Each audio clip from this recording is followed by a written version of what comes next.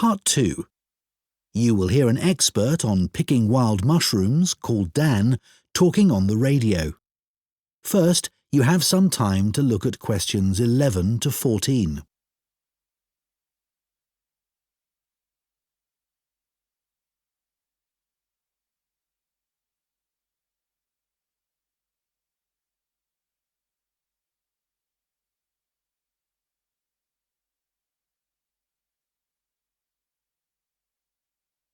Now listen carefully and answer questions 11 to 14.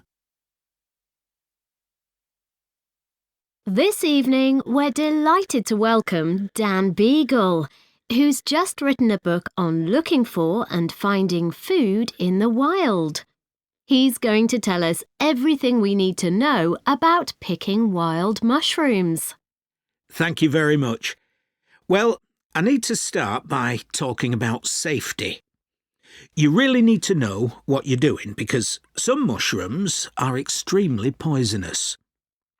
Having said that, once you know what to look for, it's really worth doing for the amazing variety of mushrooms available, which you can't get in the shops.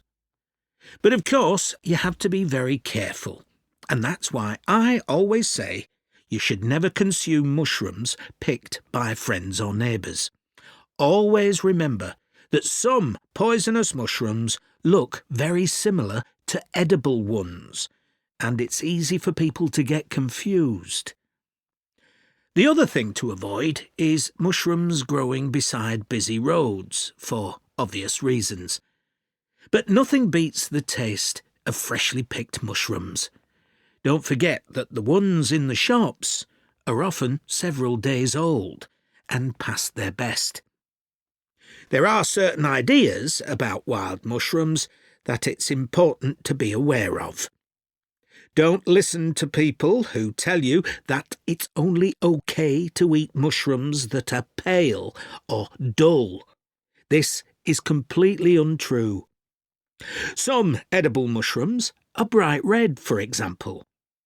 Personally, I prefer mushrooms cooked, but it won't do you any harm to eat them uncooked in salads. It's not necessary to peel them. Another thing you should remember is that you can't tell if a mushroom is safe to eat by its smell. Some of the most deadly mushrooms have no smell and taste quite nice, apparently. Finally, just because deer or squirrels eat a particular mushroom doesn't mean that you can. Before you hear the rest of the talk, you have some time to look at questions 15 to 20.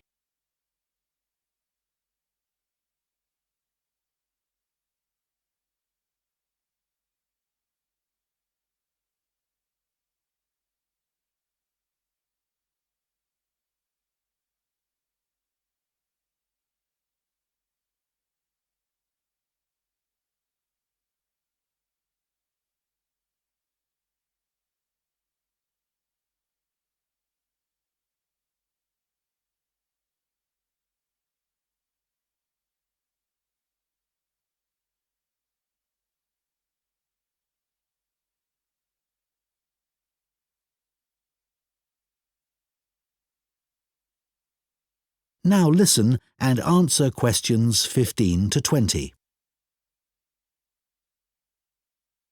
Of course, mushroom picking is associated with the countryside, but if you haven't got a car, your local park can be a great place to start.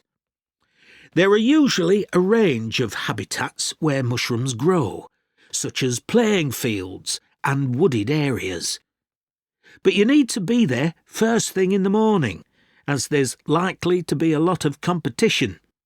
Not just from people, but wildlife too. The deer often get the best mushrooms in my local park. If you're a complete beginner, I wouldn't recommend going alone or relying on photos in a book, even the one I've written. There are some really good phone apps for identifying mushrooms, but you can't always rely on getting a good signal in the middle of a wood. If possible, you should go with a group led by an expert. You'll stay safe and learn a lot that way. Conservation is a really important consideration, and you must follow a few basic rules. You should never pick all the mushrooms in one area. Collect only enough for your own needs. Be very careful that you don't trample on young mushrooms or other plants. And make sure you don't pick any mushrooms that are endangered and protected by law. There's been a decline in some varieties of wild mushrooms in this part of the country. Restaurants are becoming more interested in locally sourced food like wild mushrooms, but the biggest problem is that so many new houses have been built in this area in the last 10 years. And more water is being taken from rivers and reservoirs because of this, and mushroom habitats have been destroyed. Anyway, a word of advice on storing mushrooms. Collect them in a brown paper bag, and as soon as you get home, put them in the fridge. They'll be fine for a couple of days, but it's best to cook them as soon as possible. After washing them really carefully first, of course. So, everybody knows what a mushroom tastes like, right? Well, you'll be surprised by the huge variety of wild mushrooms there are. Be adventurous. They're great in so many dishes.